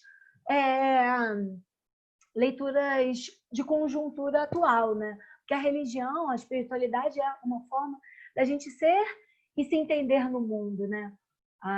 É um conjunto, um oceano de símbolos e significados que a gente passa a aceitar e se movimentar a partir desses acordos, dessa razão, né? Dessa razão ou não razão, né? E aí, entendendo essa razão, podendo entender, né, a razão filosófica moderna do ser, do não ser, mas também outros tipos de razões que entendem o ser e o ser também, né? Se eu faço o bolo de um jeito, eu faço bolo com água, você faz bolo com leite. Os dois fazem bolo. Então, quando você me pergunta disso, né, dessa relação da religião, eu acho que tem esse marco fundamental também filosófico. Eu prefiro entender também essa religião como uma filosofia e como uma identidade cultural. Então, ele traz aqui no texto, né, da profanação, por exemplo, da violência colonial na profanação de santuários. Quando você violenta, por exemplo, pensando aqui, né, violenta um terreiro, é uma violência racial, é uma violência simbólica, é uma violência que também discute soberania, então desestabiliza, né? Então, não, e aí ele também pondera o Tênis. Mas também existe uma super valorização dessa religiosidade, né? Uma super como é que ele fala aqui? Inflação, né? Então, uma inflação também desse papel, porque também não é porque é parte de uma tradição que você que essa tradição tá ok. Então, assim, pode ser que em cada momento que a gente está discutindo aqui, pode ser que essa tradição esteja oprimindo, pode ser que essa tradição esteja trazendo outros tipos de valores e que não necessariamente vai ser o caminho da resistência. Então, depende muito do grupo, depende muito do lugar. Mas é muito legal a sua pergunta. Aqui, certo? Na página 62, ele fala assim, certos especialistas julgavam que o papel da religião na resistência foi superestimado. Em contraposição, outros afirmavam que se exagerou o papel da resistência na religião. Então, tem esses dois caminhos, né? É muito difícil também falar, mas que eu acho que é uma reflexão muito necessária, porque se a gente pensa, por exemplo, do papel da religião no Brasil, o candomblé é só uma religião? Ele não é uma filosofia? Isso é parte do debate que a Yalorixá Marli Ogum Mejire tem feito, né? Que também é lá do grupo com o Balalo Koanan, que deu aula para a gente hoje. Será que essa religião não é filosofia? Será que essa religião também não é política? Né? Porque enfim, a gente está falando de lugares muito tensionados. É isso. Espero que eu possa ter ajudado aí na reflexão. Nossa, põe atenção nisso, Ludmila. As pessoas estão um pouco se matando, sabe? Porque quando a gente fala nessa temática da... Desculpa, gente, que eu estava falando com a Ludmila, que me quis saber da sua aula, eu falando que era hoje, mas tudo bem. A vida é assim mesmo. A velhice é uma experiência que chega para todos, viu? Fiquem tranquilos. É o seguinte, gente, esse tema é muito tensionado porque, além das questões de que o processo colonial é um processo que gera, como é que eu posso dizer? É um processo danoso, né? Um processo que gera realmente desqualificações, violências, e traz toda uma discussão da reparação. Os estados nacionais africanos que se estabelecem após essas lutas de libertação nacional acabam por adotar o modelo Estado e, com medo de novas fragmentações políticas, apostando em formas autoritárias do próprio sistema colonial ou fazendo releituras de práticas do próprio sistema colonial ou mantendo hierarquias de privilégios do próprio sistema colonial para se fazer o governo. Então, não se tem mais a ideia de que o fim do colonialismo não vai ser mais voltar ao que era antes, mas o fim do colonialismo traz uma ordem política que também acaba não sendo completamente satisfatória e que inclua a todos que, de fato, foram prejudicados pelo colonialismo, entende, gente? Então, esse é um tema muito difícil porque não resolve, né? Muitos processos de lutas anticoloniais não resolvem totalmente as questões e acabam trazendo novamente outras situações do período colonial que são agora colocadas na chave das elites nacionais. E é isso que a gente tem que prestar atenção. Gente, mais questões? Vamos aproveitar porque o tema da aula é muito interessante.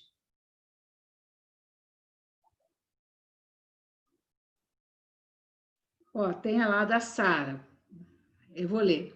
Gostaria que falasse mais da questão que ele apresenta no começo sobre a noção de algumas nações, sobre algumas noções de soberania e também da própria noção de nação, soberania e nação. As suas noções de soberania parecem já existir nas nações africanas que ele usou como exemplo antes da colonização. E aí eu lembro também a fala do professor na semana passada, do Hector, que ele falou que já se tinha essas noções de soberania, não na leitura ocidental, mas de que a terra pertence ao povo que nela habita, sim, viu, Sara? E o que mais? Vamos ler de novo. As suas noções de soberania parecem já existir nas nações africanas que ele usou como exemplo antes da colonização. Mas e quanto às suas consciências de serem nação? Interessante, porque nação é uma construção ocidental que até hoje, mesmo onde nasceu nação, não se tem um consenso sobre nação. Boa. É possível sequer definir essas nações no mesmo conceito usado pelos europeus? Boa pergunta para a dona Priscila. Treino para qualificação.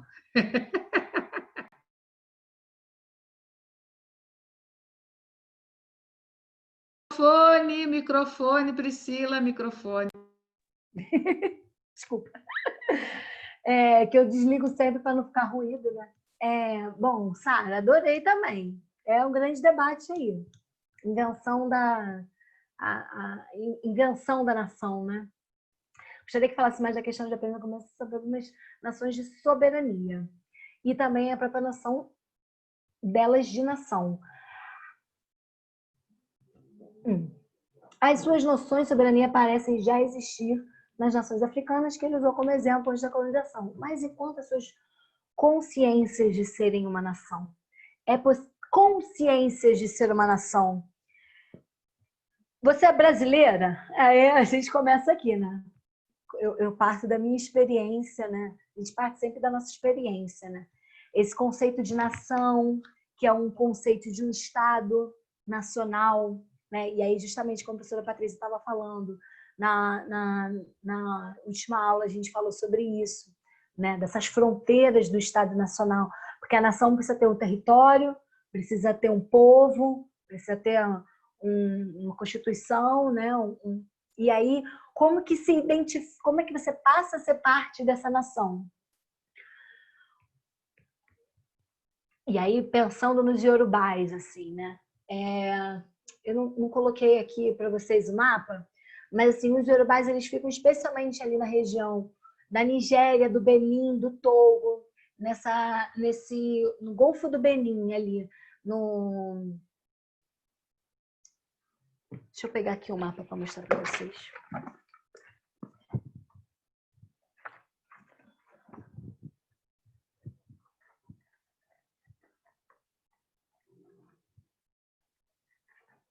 Gente, não estou achando um mapa aqui nesse livro, mas tem nesse livro aqui é mapa. Peraí.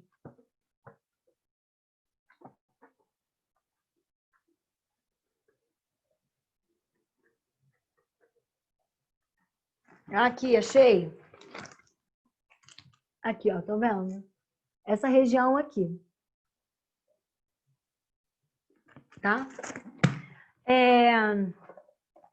E aí, com as independências, você tem as novas fronteiras, a organização dos estados, enfim, que é um processo. E isso também acontece muito ali na Índia, por conta da divisão lá do Império, que é você, que na Índia e Paquistão, né, aquela região ali da Índia e do Paquistão. Eu tinha um amigo que ele fala que é indiano, mas ele é paquistanês, porque antes ele era indiano, mas aí mudou, e aí a família dele ficou para lá e deixou de ser, e aí muda o passaporte, muda tudo. Mas enfim, voltando aqui para a África. O Iorubá, muitas vezes, se entende como assim, né? Também não quero criar um ser Iorubá mítico, né? Esse ser Iorubá que pode ser cristão, pode ser muçulmano, pode ser da religião ancestral, enfim, essa identidade que é múltipla e diversa, que é construída no contato, na negociação, no entrelugar, né? Tinha ali um império. Com a divisão dos estados nacionais e as novas reconfigurações, não necessariamente a sua família que pertencia antes a essa região da Yorubalândia vai passar agora a ser uma parte beninense e outra parte é nigeriana. Então, essa identidade se constrói nas contingências, nas possibilidades das negociações políticas. Então, quando você pergunta assim, as noções de soberania parecem já existir nas nações africanas. Essa ideia de soberania, porque é diferente. Soberania, eu não me sinto soberana, né? Eu faço parte de um grupo, parte de uma nação. E essa nação, quando você tem, na Nigéria, por exemplo, que são mais de 500 línguas, língua que você fala é o inglês que você vai falar na escola, no trabalho, o Yorubá que você vai falar no comércio, e é o Igbo que você fala com a sua família, porque você é ali do outro lado do Níger, então você fala Igbo. Então, assim, cada lugar você fala uma língua diferente. A professora Patrícia falou isso na aula dela também. Então, essa consciência de ser uma nação é muito delicada. Não vou falar para você que é uma resposta que tá pronta, né? Até porque é um esforço nacionalista a construção da nação. A construção da nação, ela prevê um conjunto de quem é e quem não é, né? A nação brasileira, quem é parte da nação brasileira e quem não é parte, de onde vem, né? Então, se você está sem o documento de identidade, você faz parte da nação, então tem alguns símbolos, algumas questões institucionais que vão que vão desenvolver esses estados, né? E, por outra, ao mesmo tempo que essa disputa com as identidades culturais e políticas espirituais, enfim, internas, que não são europeias, elas também competem com essa identidade, com essa ideia de nação, né?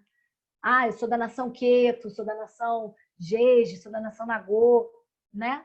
Pensando aqui no Brasil. Esse pertencimento à nação brasileira ou outra nação?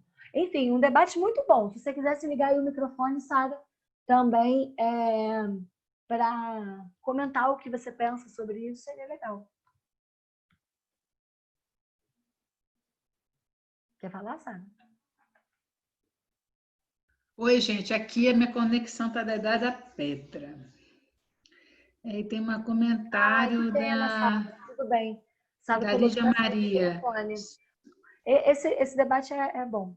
Vamos lá. Lídia Maria, soberania é um conceito relacionado ao poder de se autogovernar, autodeterminar, não seria isso?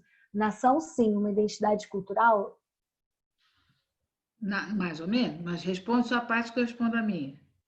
Pode ir, professora, porque é mais ou menos isso que eu estava falando, de nação. Soberania isso é negado ao colonialismo, né? Formas de governo que não fossem ocidentais não eram consideradas governo, porque não era considerado dentro de um discurso de uma racionalidade política centralizada, monoteísta, até porque o fato de se identificar cultos de ancestrais nas sociedades africanas era considerado uma fraqueza política, ou seja, não são sociedades que conheçam o tempo da política, o tempo do moderno, né? São sociedades que estão mergulhadas no passado da religião, né? Então, a etnografia teve um papel muito complicado nesse processo da história colonial de consolidar essa imagem. Eu estudo um desses etnógrafos, né, que se torna futuramente antropólogo, quando essa disciplina da antropologia se estabelece, que é o Evans Pritchard, né? Quando ele fala justamente que governo e política você tem nas sociedades ocidentais, religião e liderança religiosa você tem quando você, em estados não modernos, não desenvolvidos, não civilizados, né?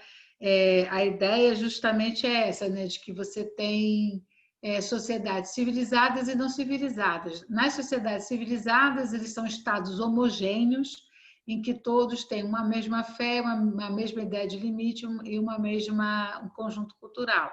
E a gente sabe que nenhuma sociedade do mundo tem isso naturalmente. Isso é construído através de ações políticas, de projetos políticos, de projetos de hierarquização e do uso da violência do Estado em boa parte dessas histórias, dessas experiências. Tá bom? Mas responde agora aí você também, Priscila. Essa parte que ela fala da soberania. Eu falei da soberania. E nação, a gente usa, e até hoje as sociedades africanas usam o termo nação para designar um conjunto de pessoas com passado, sentimento de pertença e vínculos. Mas nação é um conceito completamente ocidental. Você quer construir alguma coisa ou falar alguma coisa, Priscila? Não, tá certo. Gente, mais questões que a gente poderia colocar, tem algumas coisas que eu queria mostrar depois, mas eu ligo a câmera para mostrar. Tem mais questões? Vou esperar mais um pouco, ver se o pessoal se coloca.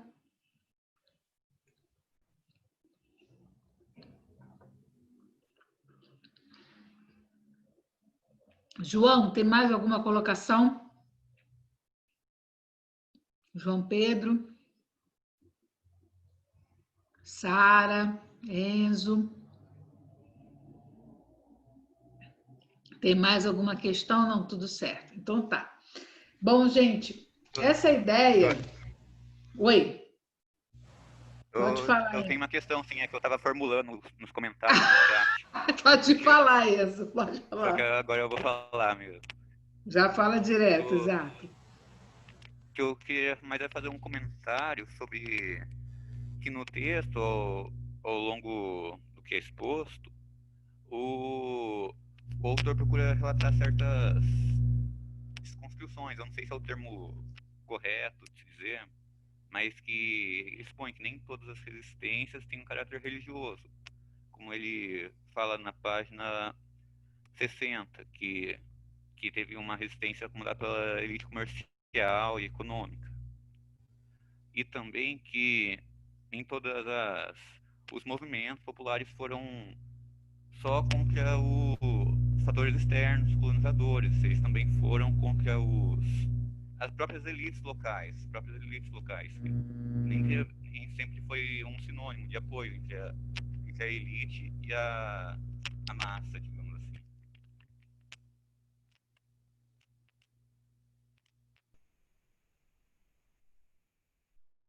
Oi, Priscila. Oi, vamos lá. Estava pegando aqui que nesse dossiê que a professora Patrícia organizou, tem um texto do Felipe Paiva, que é a escrita da história da África, política e resistência, que ele vai marcar que esse termo resistência é muito utilizado na historiografia para falar dos conflitos com os estrangeiros, digamos assim, os conflitos que têm o impacto com o colonialismo. Já esses conflitos políticos, que são internos, digamos assim, né? Esses conflitos que são entre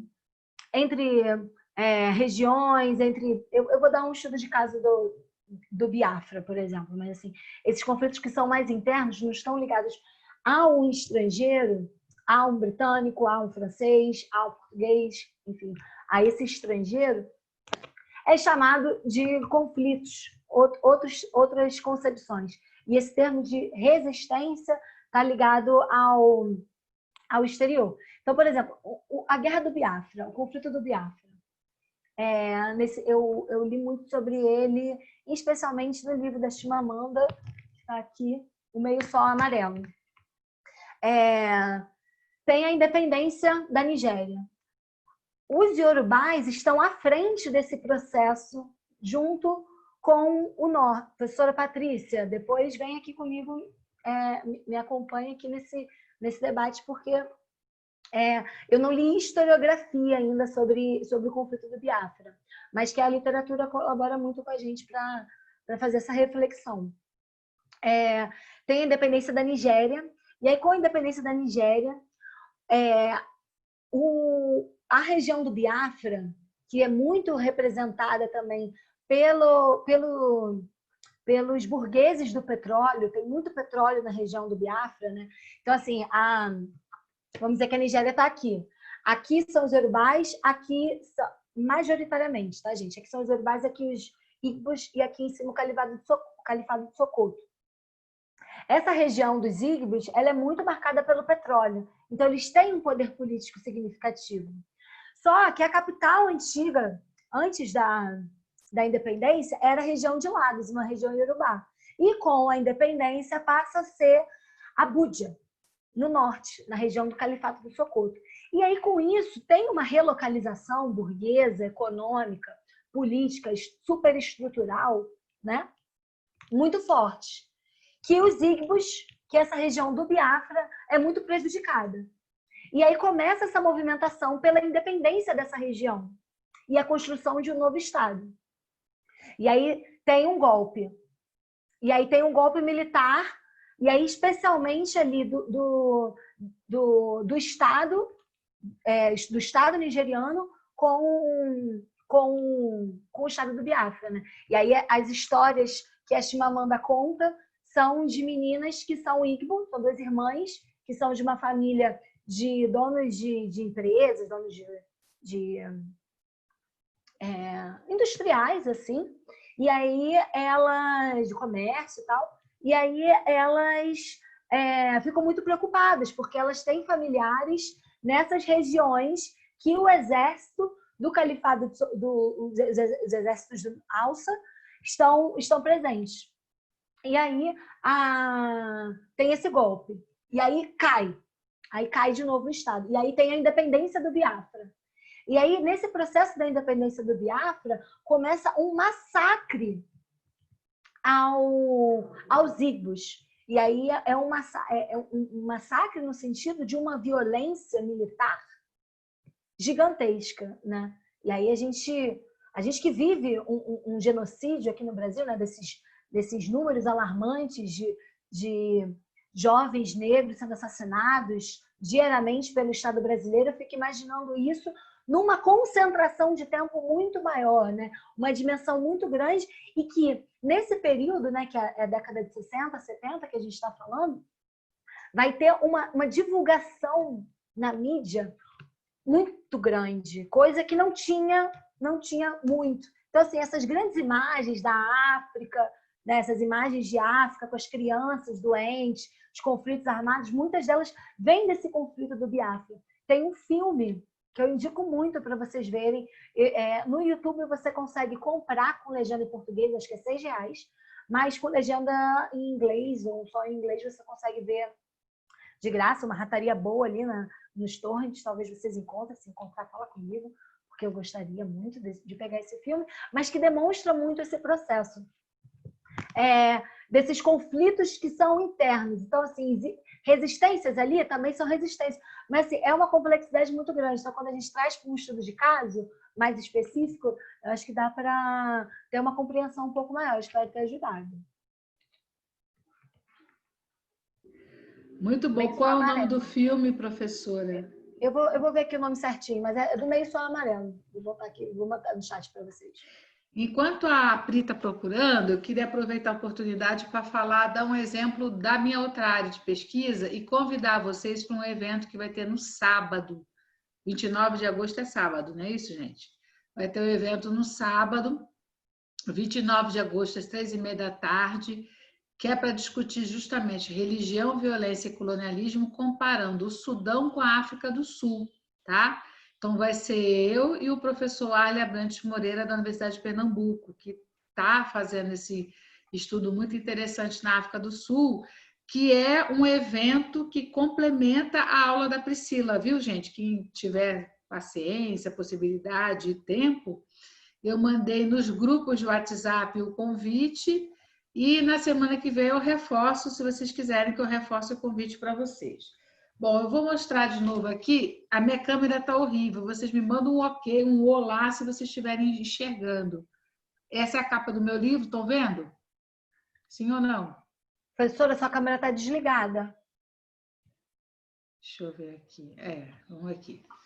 Agora, vocês estão vendo a capa do meu livro? Tá O ótimo. Fé, Guerra e Escravidão, né? Uma história da conquista colonial do Sudão, em que eu faço estudos justamente da maior revolta anticolonial do século XIX. É uma revolta que vai trazer pessoas que lutaram na Nigéria contra os ingleses, muçulmanos que lutaram e que vão se juntar ao grupo do Mahdi no Sudão.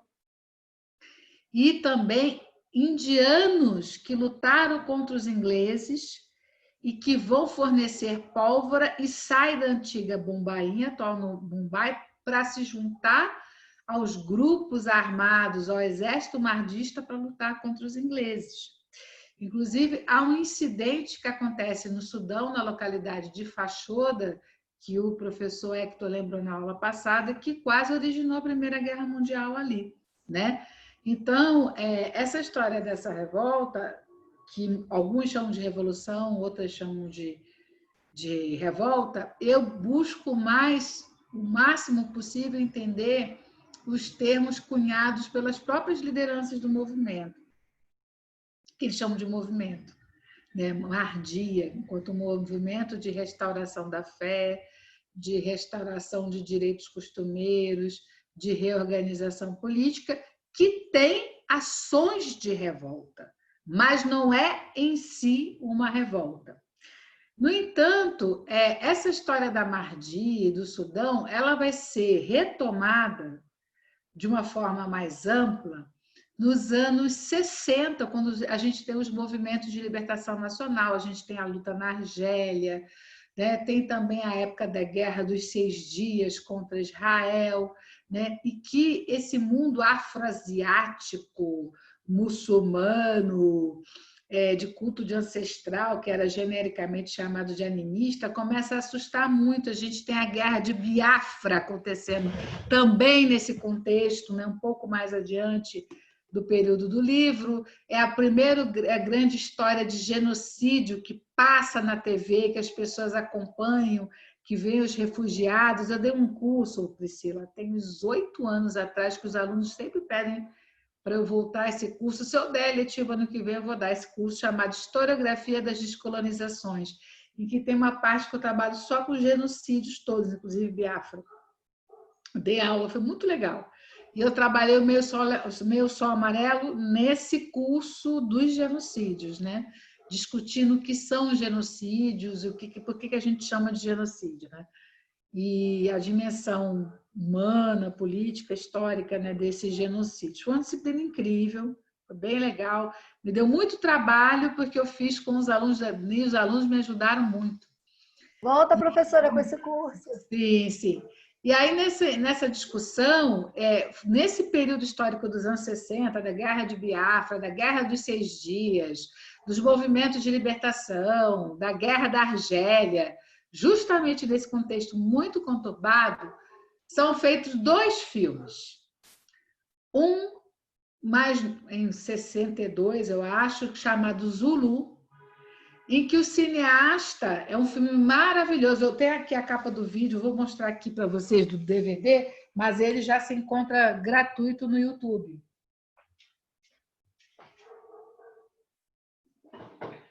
A senhora está com todo o seu arsenal de filmes e livros dessa vez. Exatamente. Eu deixo mais ou menos perto. Então, o filme é esse aqui, Zulu. Vocês conseguem me ver e ouvir? Tá, esse aqui é o filme Zulu. Esse filme aqui, ele é de 64, tá?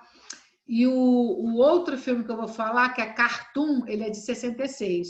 E o Michael Caine, ele estreia no cinema nesse filme, Zulu. É um filme fundamental para quem estuda história da África, para quem estuda história, para quem é ser humano, né? Porque é a primeira vez na história da grande produção cinematográfica norte-americana que se faz um filme em que os africanos, as reivindicações africanas, são colocadas em estatuto de dignidade, né? O filme Zulu mostra a saga do Shaka Zulu e dos destacamentos britânicos que lutavam contra os Zulus na ocupação da chamada região da Zululândia, na África do Sul. E o fim do filme é a coisa mais linda que já foi vista no cinema.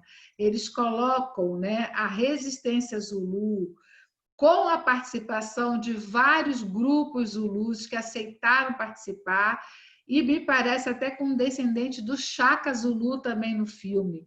E toda a parte de cantos Zulus e de demonstrações artísticas dessa resistência, de como eles entenderam essa resistência, fez esse filme ser absolutamente premiado. O filme é lindíssimo, lindíssimo.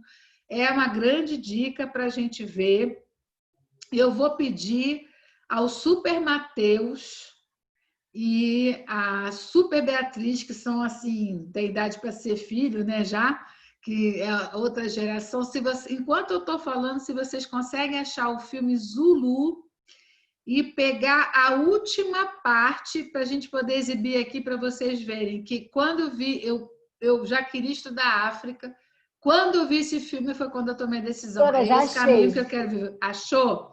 Achei. Você consegue achar a última, são os últimos 15 minutos do filme. Enquanto isso eu estou falando, tá? A Priscila vai procurando. É a parte em que eles cercam os soldados e eles começam a cantar. Aí você acha e exibe aqui no Zoom, tá? Enquanto isso eu estou falando aqui, Pri. E aí, 2 anos depois é feito um filme chamado Cartoon, já muito influenciado pelos efeitos da Guerra dos 6 Dias, que é uma guerra dos países árabes com Israel, e tem toda a questão do Canal de Suez sendo rediscutido, né? E os egípcios nacionalizando o Canal de Suez. Aí, nesse filme Zulu, que conta a história do Sudão, o Mahdi é transformado no grande inimigo do Ocidente. O Mahdi é transformado no precursor do Islã político, ou precursor do fundamentalismo islâmico. Ele vira o demônio, né? Que o muçulmano passa a ser visto, infelizmente, como demônio, ainda mais o muçulmano negro. No filme Zulu, que foi feito 2 anos antes, eles convidam os Zulus para participarem do filme. Eles constroem as cenas com os Zulus. É um filme profundamente respeitoso. 2 anos depois, no filme Cartoon, o Mahdi, que é um árabe africano negro, é feito pelo Laurence Olivier, que é um homem branco de olhos azuis.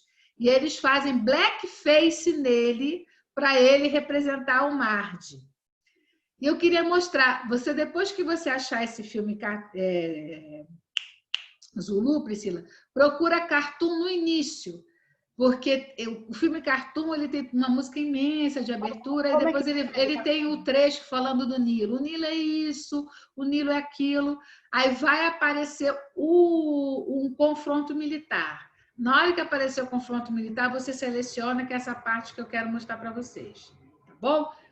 Eu vou ler para vocês a abertura do filme Cartoon. Eu não entendi. Filme de 66. Oi? Como é que escreve Cartoon?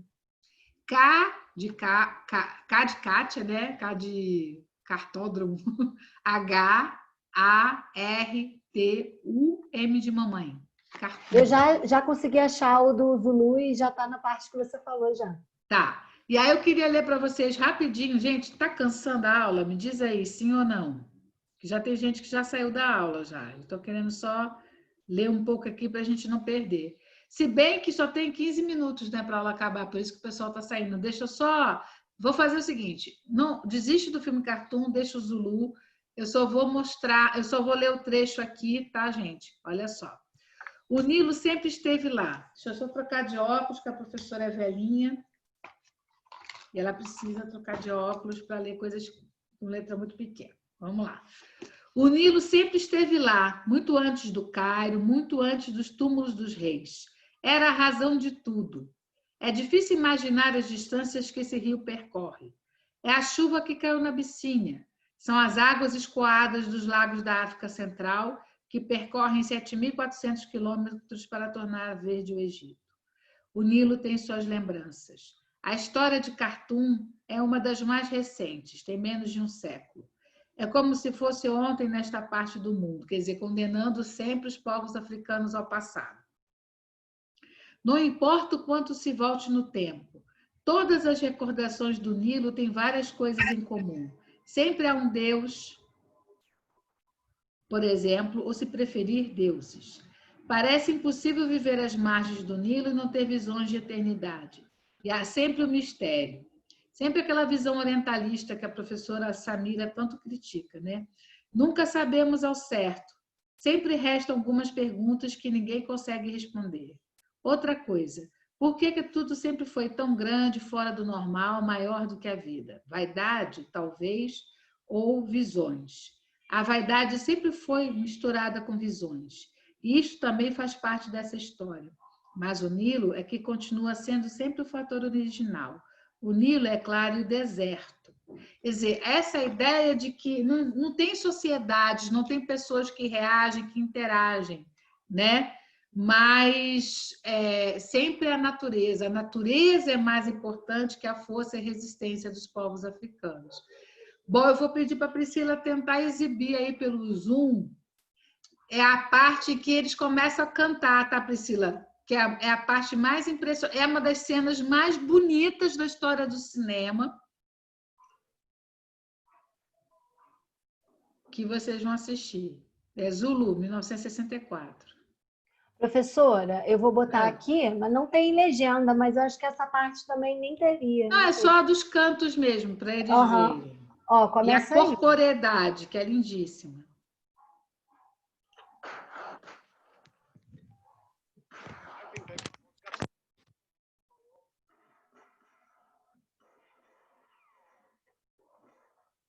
Vai passando, é o fim mesmo do filme. Aí isso ainda é à noite.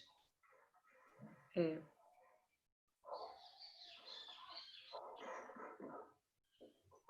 Muito interessante que esse filme mostra a resistência Zulu, dá muito destaque a isso. Vai passando, Priscila.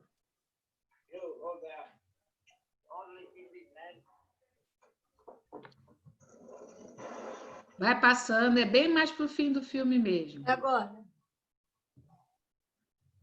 É aí.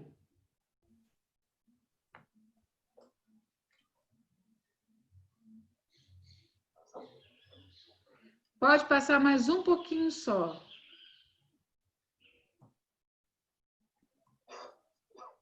Mais um pouco.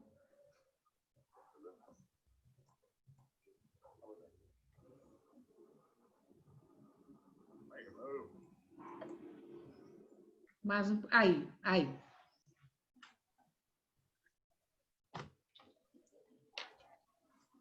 O Zulu chegando. Lembrando que a terra é deles, né?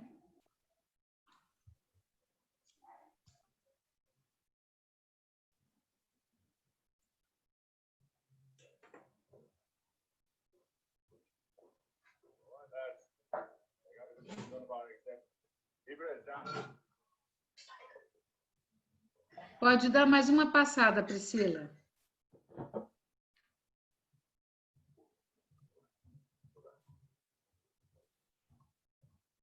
Pode passar. Pronto. Olha isso aí, gente. Que coisa mais linda.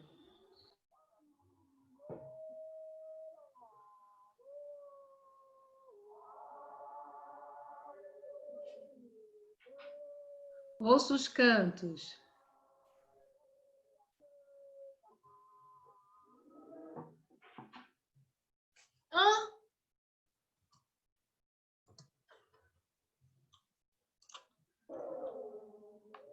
Aí eu pergunto, isso é religião? Né? Porque colocam isso como religião. Ou é cultura, ou é vida, prática, cosmopercepção. Olhem cuidado do cinegrafista de mostrar os corpos, os rostos, o protagonismo dessa sociedade. Pela primeira vez na história do cinema. Mostrando os pés, olha, gente, o cuidado.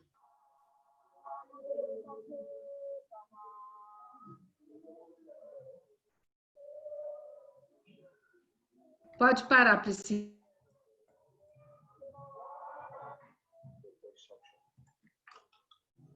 Fica a dica para vocês assistirem esse filme quando vocês puderem, tá? Eu agradeço muito a atenção de todas e todos. Nós vamos ter daqui a pouco, às 17 horas, um mini curso. Dizer que é muito bacana ter a participação. Tem aqui o comentário do João Pedro sobre o Hotel Ruanda. Sim, eu comentei esse filme na disciplina de genocídio, mas aí a gente entra, tá, João? Isso é uma outra aula, isso é de um outro curso que eu vou dar para vocês com certeza. Então, logo seja possível, tá bom? Priscila, o pessoal está pedindo o link do filme Zulu. O nome do filme é Zulu, tá? Vou botar aqui. No mais, gente, lembrando então, e pedindo agora, sempre que tem um convidado, mesmo que seja um convidado conhecido pela gente, que vocês liguem as câmeras, que nem eu vou ligar agora, para a gente dar um tchau para a Priscila, agradecendo. Isso humaniza. Vou pedir para vocês ligarem as câmeras, por favor, Larissa, a Gabi, né, a Beatriz. Oi. Gente, muito obrigada. Se puder ligar a câmera, eu agradeço. Isso, gente, olha. Essa pesquisa é maravilhosa para mim. Eu tenho desenvolvido ela todo dia. Natália, Matheus, Lídia. Espero que tenha colaborado aí com a aula. Gabriela. Conversar depois. Laís, Wagner. Que a gente possa, né, humanizar isso, né? Que isso é tão interessante, Raquel. Gente, muito obrigada por tudo. Obrigada, Priscila. Sinta-se aplaudida e abraçada, tá? E a gente se encontra às 17 horas no minicurso Tópicos. A Priscila agora vai descansar, porque ela já deu aula de manhã, já deu aula agora à tarde. O minicurso é com a gente, a Priscila está de volta com a gente às 19h20, tá, Priscila? Que a gente vai estar entrando. Beijo muito grande, muito obrigada, Pri. A aula foi ótima, valeu mesmo. Obrigada. Obrigada. Tchau, gente. Até a próxima. Tchau.